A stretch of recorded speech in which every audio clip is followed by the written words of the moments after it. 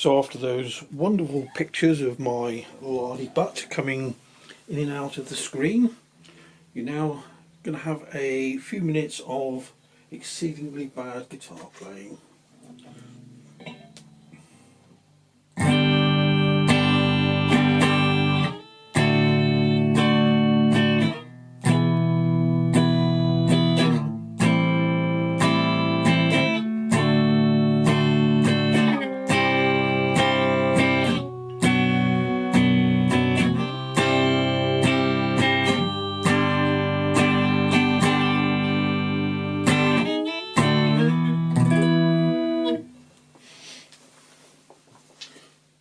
This is rather an old cab.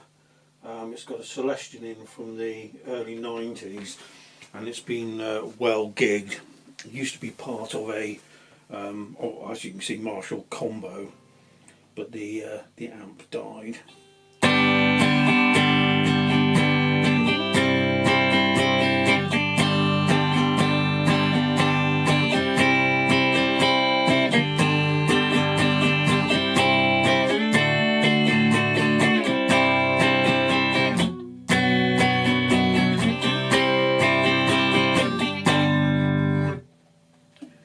Go for the neck pickup.